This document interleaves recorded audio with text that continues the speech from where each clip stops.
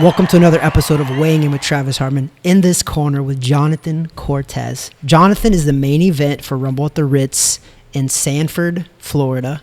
Mike Sawyer Promotions is promoting it. This is your very first main event. You are 4-0, 4 knockouts. You've only seen the fourth round once. It's pretty cool. Pretty much. So how do you feel being the main event, man, after only 4 professional boxing matches? You've only been pro since, when did you turn pro? 2022? Yeah, 2022. So 2 years pro. You're the main event already. How excited are you for that? I'm very excited, just to know that this show is really made for me is unbelievable. I'm excited, just the main guy. I'm like the main event. Like, you have guys who have like maybe 20 fights and they're, it takes them a while to make them as the main event. As my 5th professional fight, I'm the main event. I'm blessed. I like that, man, because we're going to talk about that later as well. So I'm glad that you said you're blessed, because you definitely are. But you've also earned it. I mean, you're 4-0 with 4 knockouts. You're fighting a guy, Jeremiah Potts, who's 2-1. Do you know much about him? Not too much. I know he did some bare knuckle boxing and some boxing. I know he's gonna come to fight. Yeah, I know that for sure. I know that for sure that he's gonna come to fight. So, I'm just ready. I just think I'm the stronger guy in this fight. The more experienced, the stronger, and the size wise. So let's get back to that. Let's go back all the way to step 1. I remember seeing you here, gosh, it's probably like 5 years ago, here in Laureate Park. Right. We were at LP Fit. I think you were fighting amateur then. Right. How many amateur fights did you end up having? Did you have a couple? I had 19 amateur fights. You had 19? Yeah. I love that. They have too much. I started boxing late, just because, I never had like that consistent coach that wanted to go get me fights. So so basically what I did was I had to go out on my own to go fight. And it was really, really hard to be consistent with coaches nowadays. I mean that's so true. Been in the sport my whole life, and I was blessed to have my father as my coach, so like that made it a little easier. But I had a lot of guys growing up that they're just bouncing in and out of gyms, because it's tough. It's very tough to find a good coach. But when you do find one, keep your hands on them. Yeah, definitely. Don't get rid of them. Just because boxing's that sport where it's a poor man's sport, and it's a lot of dedication, a lot of investment. And whenever I had a coach, I had plenty of coaches that died during this journry. Oh my gosh. And sorry to hear that. No, it's all good. I just kept believing in myself. I never gave up, and so I was always consistent. I mean, that's 100% correct. You have to back yourself. That's what I always say. When you believe in yourself, you have to back yourself. If you don't back yourself, who else is going to back you, right? Like, who's going to want to back you if you can't even back yourself? So, I mean, you're starting off good there. You got the self-belief, 4-0, 4 knockouts. We got to see a couple of those because you fought at Carib Royale your last couple of fights. So we were there for a couple of those as well.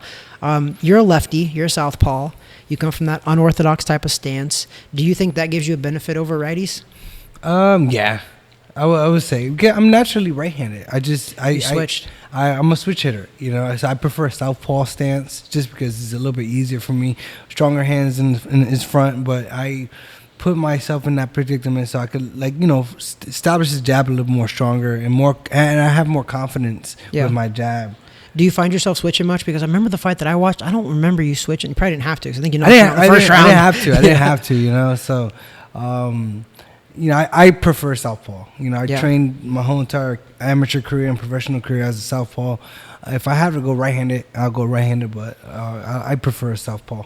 So you cut your teeth a little bit in the amateurs. I mean, 19 amateur fights that's a decent. I think Deontay Wilder had like 20 or 25 amateur fights. So it's not like you have to have a long amateur career anyway. And when you start late, it's like it's like shit or get off the pot, they say, right? It's like, let's go or not. Yeah. And I mean, you're all in now. How old are you? 30 years old right now? 30 years old. 30 years old. And I think what people maybe not know, but do you have a twin brother, right? I have an identical twin. Identical twin brother. Yeah. I think it's cool because I have twins now. That's dope. My 2 little boys are 6 months old, but they're not identical. They're fraternal, and they look nothing alike. Yeah. It's actually insane. It's cool. I mean, twins run in my family. I got cousins that are identical. My grandparents' cousins were twins, so I think twins run in my family. So you better watch out when you probably have some kids. What's crazy though, twins don't run in my family or my wife's family. So we just had and we didn't do any. We just all natural. We didn't do any IVF and we had twins. But it's dope. A blessing either way. I think it's kind of cool. It's cool. You have a built-in best friend, right? Did your brother box a little bit too? He kind of trained a little bit.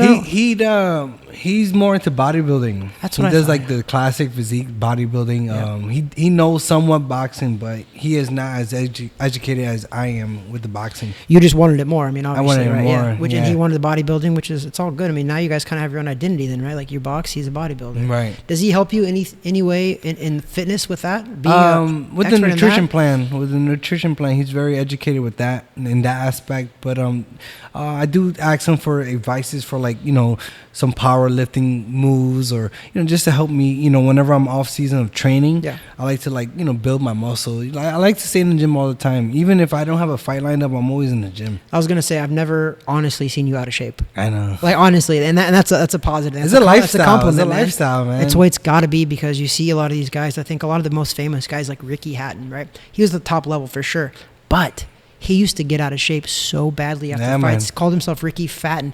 And look what happens later in his career. It didn't work out very well for him. And I think that caught up to him. And that was probably part of his downfall. So treating it like a lifestyle, I think you're doing the right thing. I think you have more longevity when you do it like that. So it's awesome. So with you saying that with nutrition, though, what weight is this fight at? 135. 135. It was kind of an exciting division. There's a bunch of 135s really even here in Orlando even.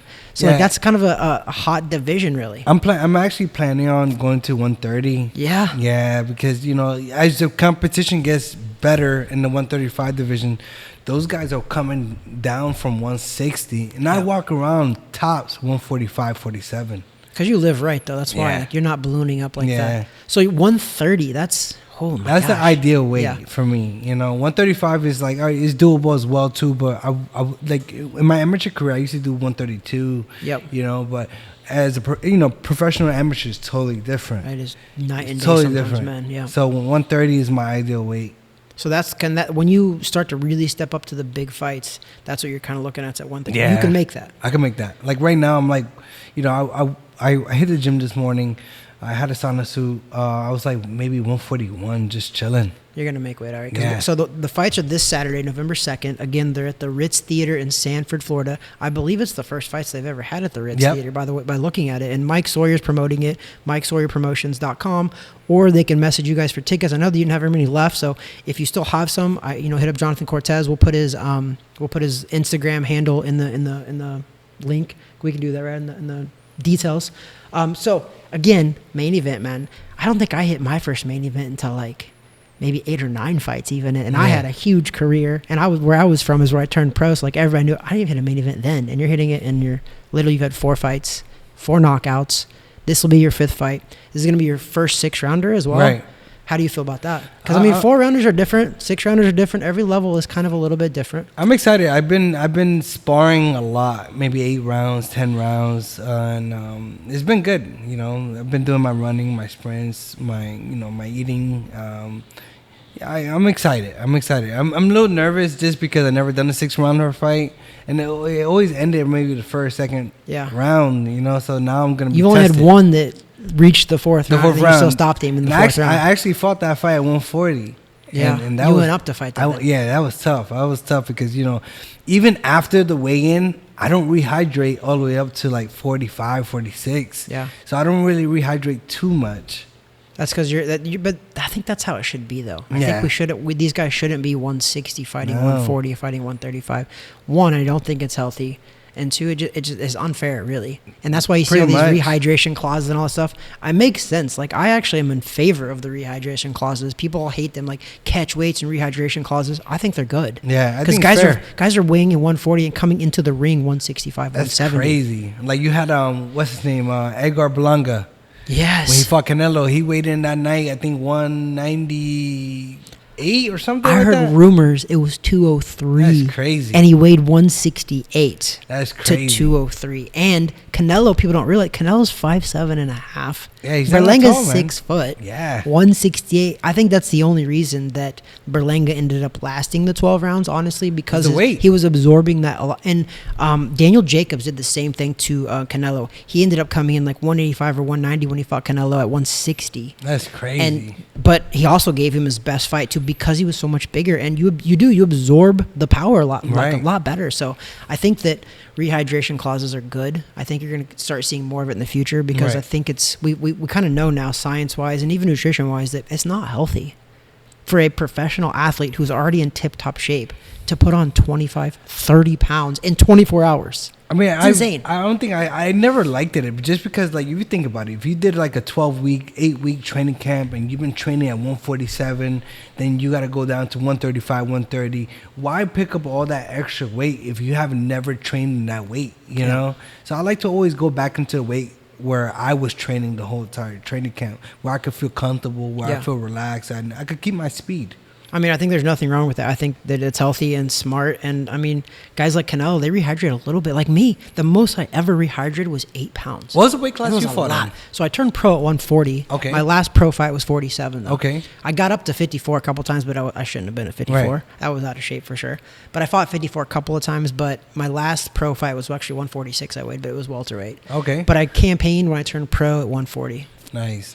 Lightest I ever weighed for a fight was 134, though, as a pro. Oh, wow. I was sick as a dog, though. Damn. I never got below 140 healthy-wise. I was sick as a dog, 134. Yeah, like just drain yourself. Yeah, but it didn't happen on purpose. I fought Chavez Jr. Right. And I was supposed to fight him at 142 was the actual contracted weight, and I came in at 134. And people were like, oh, my. I'm like, dude, I was sick. I was throwing up. I had, like, sweats from Wednesday to Saturday. I had, like, cold sweats, puking, all that, and I still fought. Dumb thing. That's where I look back on my career. That was a pivotal moment in my career. I was 5-0. That was my first really big fight, and I shouldn't have fought it. I got there on a Wednesday, sick as a dog, should have pulled out. Damn. So I'm saying that because I like to do what I like to do with the podcast too, and just in general is try to pass on some of my experiences, and if they can help other guys in the professional ranks, I hope that I can help you going down the road somewhere. If you aren't ready, screw the contract. You sign that contract, but if you're not healthy, if you're sick, pull out. I was afraid. I was like, if I pull out, I'm never going to get a big fight ever again. I would have gotten plenty of big fights because I was pretty good. And I just thought I would never get a fight again, and literally derailed my whole career after that point. I was 5-0. I lose that fight, and then I lose my very next fight by disqualification. It was a melee. And that's why I tell everybody, professional boxing compared to amateur boxing is really night and day. I feel like amateur boxing is more of a sport. It is. Like you're trained. They know when the tournaments are. They know when nationals are, so everybody pretty much can get ready for that stuff. But in the pros, it's a business. Like, it's a business. I got offered fights on like 3-4 days notice. I could have said no, and I should have, looking back now, but I didn't. Fought Terrence Crawford, 5 days notice. Keith Thurman, 5 days notice. Like, these guys I was fighting on short notice, and it's nobody's fault. That's what I'm saying. I take blame for that because I was like, I didn't know any better, but I also could have said no. And I just chose not to. Right. And I learned from that, though. I have a younger brother who's 10-0 as a pro, probably never fight again. But I learned from that to pass it on to him, and now hopefully I can pass it on to other people. Just little things like that I think help a lot. And now, again, you're in your first main event, Ritz Theater, Sanford, Florida, Mike Sawyer Promotions. I seen that Mike was doing like a media day you guys had yesterday at UFC Gym. Yeah. How'd that go? I mean, that's kind of cool. He's working a little bit. I like cool. It. Just getting the exposure out for the fighters, just making it feel special. I feel special, just to have that type of attention, It was awesome yesterday. Thank you to Mike Sawyer. I appreciate the support and, helping me out with my first main event fight. I just feel like I'm the star for this card. It's like, it's cool, It's cool. I feel honored. I mean, it's awesome, man. I'm glad you feel that way and you're taking the sport serious. I love to see stuff like that. You're in the beginning stages of your career still. You're moving a little bit. You're moving good, though, for sure. You turned pro a little bit later, though. What, 28? I did turn pro late, but hey, man, I'm here. I'm here now, and I have no regrets. Everything happens for a reason. I trust God. I trust it, whatever He has destined for me. So, like, I'm just going to go out, show out, do my best, and keep moving forward. That's perfect segue into, I always talk about people when they come on the podcast. I always ask them about their faith. Right. I believe in God. I'm a Christian. I'm not saying you have to be any of that, but I am a Christian. I do believe in God. I believe everything happens for a reason. If anything was meant for us, it's for us, right? If it wasn't meant for us, it wasn't meant for us. I wasn't supposed to win those fights, obviously, against Terrence Crawford, Keith Thurman. I was supposed to learn something from that. You're here and now. I think I did. And exactly right. And thank God that I'm still here because 170 amateur fights, 46 pro fights. I still feel like I talk okay. Yeah. I think okay. You got it. I'm passing it on. So, like, I hope that that's my blessing for sure. But with that being said, I think it's really cool, man, that you're 4-0 fighting your first main event right here in Orlando, Florida. Pretty much is your home, right? That you've been here for a little bit. How long have you been in Orlando? I've been in Orlando since 2021. So you've been here for a minute. Are you Puerto Rican? Puerto Rican. You're Puerto Rican. I was born in Puerto Rico, raised in Connecticut, then came down here in 2001. Right, and so I met you here in Orlando, Florida, Laureate Park. I think it was probably when you first moved here then, because 2021, I'd only been here for a couple of years before that as well. So I was working with a client. For those who don't know, I'm actually a private trainer as well. I teach people boxing. Orlando Boxing, or what's your handle on Instagram? Orlando Boxing Trainer. Orlando Boxing Trainer. So you got some pretty good big time clients. So you posted a couple of stories about a couple of big ones. That's awesome. Yeah. So it was one of those things where like I couldn't work a 9 to 5, so I figured why not teach people boxing while still pursuing my dream as a professional boxer, because working at 9 to 5 and being a professional boxer is totally tough. Like 100%. Working a job, working crazy hours and going to go train. So I figured why not become a trainer at the same time, still pursue my dreams. So I've been training people for 8 years and it's been great. I make great money. I'm able to make my own time, be able to train whenever I want to. I'm in a position in my life where I can say yes, I can say no to people. So I feel great, man. That's a good position to be in. So in all of my rambling though, I wanted to bring it back to God. Right. What is your belief in God, and do you believe in God? I believe in God. God is the only way. God is everything. God is love. God is everything. It's just I'm here because of Him. I love it. I trust Him. I have no doubt that He is steering me wrong. This is part of the plan. This is His destiny for me, and my job is to walk through and show His testimony. Yep. I'm not perfect. I can't say I'm perfect here, but you know what? I do know that there is a God, and He is one, and He's everything. He's our Lord and Savior. I love that. I always tell B Money, I'm just like, I don't know what I would do if I get a person on here that doesn't believe in God. Because so far, knock on wood, I've been lucky that nobody has told me they don't. I don't. As a Christian or as a believer in God, you're not supposed to judge people anyway. Right. It's not like I would judge them, but I do love professing and showing everybody the way. Like, hey, listen, God is good. God is great. I'm not even close to being perfect. I sin daily, so I don't ever think that. But I do believe in Him. I sin daily, but I also try not to sin daily. I try to do better, but also we try to spread the word. That's our job, right? Being on this planet is trying to spread the word, try to bring people over to us because we want them to live eternal life, right? Jesus is the King. He's the King of Kings. Right. So I'm glad that you believe. Amen. I think it is awesome.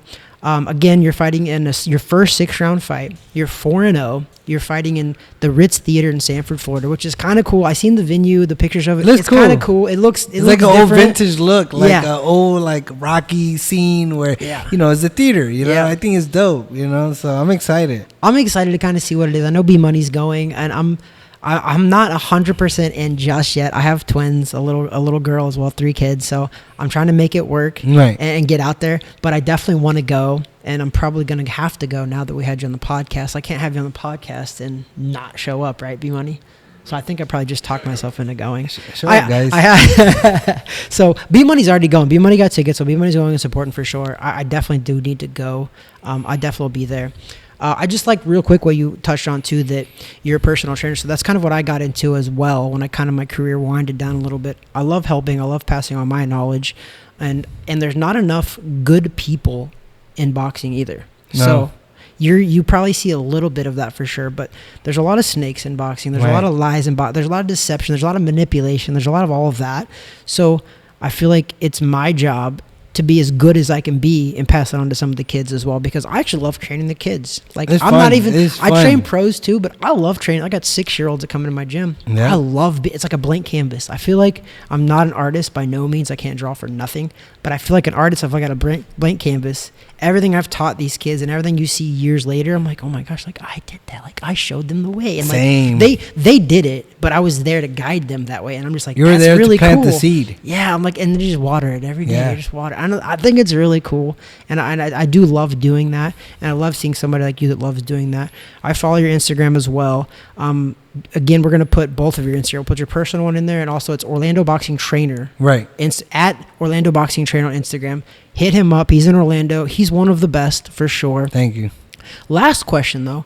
You were talking about coaches and all that. Who is your coach? So I have Jesus Ortiz. I worked with him a few times back, like maybe in the amateurs. He actually worked my second professional career, professional fight. So I hired him not too long ago just to help me out with this fight. Just because, there's not too many good coaches nowadays in Orlando. There's a lot of trainers, but boxing is a sport that requires teaching. 100%. And especially in the professional boxing aspect. Anyone could be a trainer, but can anyone be a boxing coach? Agreed. Boxing coach and a trainer is totally different. You got to know how to, certain moves, what to do, what not to do, and it sucks because, boxing is big in Orlando. It is. Like, it's getting big. Like, I'm so surprised that it's booming now. And I just feel like we're getting more trainers instead of good coaches. I mean, you're right. And that's part of getting popular as well, I think, is that we have too many trainers and not enough teachers. Yes. I've said this for years on the podcast, and I still wholeheartedly believe that. We have a lot of guys, because of the YouTube movement. I'm not against the YouTube movement by no means, but because of the YouTube movement, I see a lot of people watching YouTube videos and then thinking they can do those things. And there's a lot of stuff that you can just watch, and then if you just mimic that stuff, that's fine, but you're not teaching anybody. You're like, I want to teach my fighters, hey, this is why we throw this punch. Not, you're going to throw this punch on the mitts because it looks fancy. Yeah, just to make it look cute. I teach them why and how to get around certain things. And I think there's just too many coaches, not enough teachers. Yeah, and man. I mean, 100%. I'm glad that you feel the same way because it's true. We have way too many trainers and not enough teachers. Like, it's genuinely the truth for sure. Well, I'm glad you came on, Jonathan. I appreciate you coming on. Thank you, Travis. Appreciate you coming in the gym, man. Come out and support this guy. Again, tickets are at MikeSawyerPromotions.com, or you can hit up Jonathan. I'm sure he's got a couple tickets left. It is fight week, so don't be bothering him too much. Listen, it's Monday, right? Or it's Sunday right now. This will probably post either tonight or tomorrow, but don't be bothering this man on fight week. I've been there, done that locally. Dude, I fought when most they of my hit career you locally. Day of the fight, hey, do you have tickets? I'm here like, dude, I've been posting this for months. Yeah. You're like, mofo, literally have been posting this for months, and you wait till that day. And people do it now. Hopefully you're to the point that if they do that, see you. Yeah. Sorry, bro. I gave you the chance, man. That's it. Like, first of all, I'm not answering my phone. The day of the weigh-ins, I'm already probably just on edge because weighing in. And then the day of the fight, like, come on, bro. Like, come on, guys. Don't disrespect these guys. They're putting their hard-earned time, blood, sweat, and time into these boxing matches. At least respect his time. And if you want to go. But don't hit somebody up the day of the fight. Professional boxing, don't hit a guy up the day of the fight. It's serious, guys. You can't play boxing. So you cannot play boxing. 100%, man. Again, so Jonathan, appreciate it. Jonathan is the main event, Ritz Theater, Sanford, Florida. Rumble at the Ritz. Hope I said that right. I hope Mike Sawyer appreciates that. We're trying right now.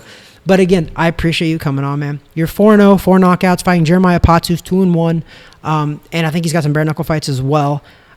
We wish you the best. Thank you. I don't want to say good luck because I don't believe in luck. If you believe in God, you don't believe in luck. Luck doesn't exist. You're either destined for it or you're not, right? So, Amen. So I hope that you get out of this fight. I always say a fight prayer I never say a fight prayer for winning or losing. I always say a fight prayer. I want to be just as healthy coming in as I was going out.